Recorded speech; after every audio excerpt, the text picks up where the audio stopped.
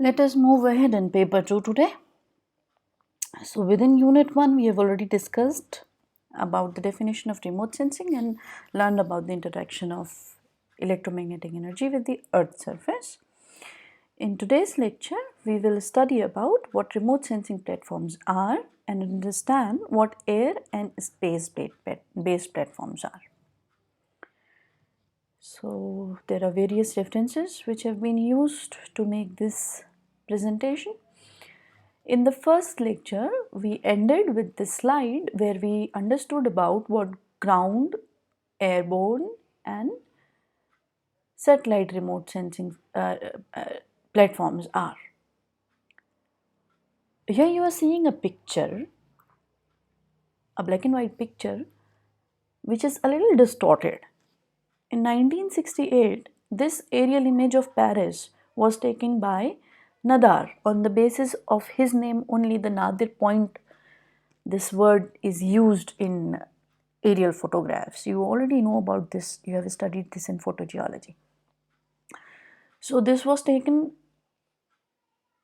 with a camera which was attached to a balloon, the air balloon, okay.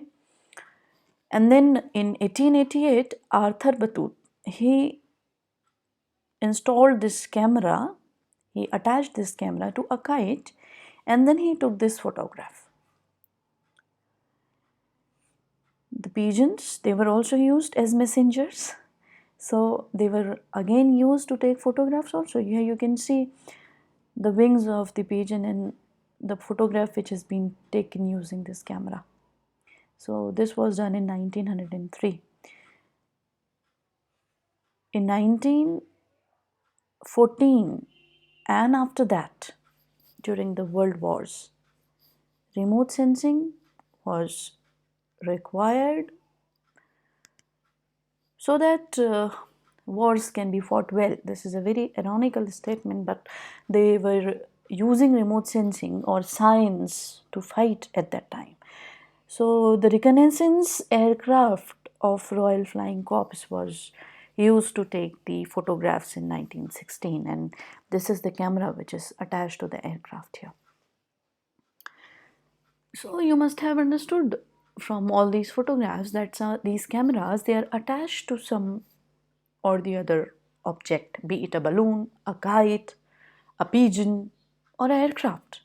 These are platforms. So platforms are commonly called the vehicles or carriers for remote sensing devices. Right? They may be balloons, kites, aircraft, satellites, as you already saw it. So these are equipped with various remote sensing sensors, be it a camera having different other sensors which can sense various bandwidths in the electromagnetic spectrum. One platform, it may have different sensors. So they may be ground based, they may be airborne, they may be space borne, depending upon the altitude. Till 150 meter they are ground based. Coming to 10 to 12 kilometers they become airborne, and then they are space borne after that.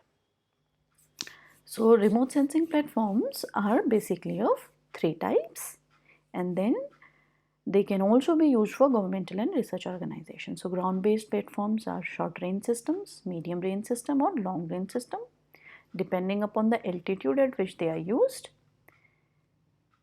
Short range will be from 50 to 100 meter, medium range will be from 150 to 250 meter, long range will be up to 1 kilometer, and then comes the air based and the space based. So ground based platforms, they include handheld cameras, cranes or ground vehicles. Okay, they are relatively inexpensive, they are stable, and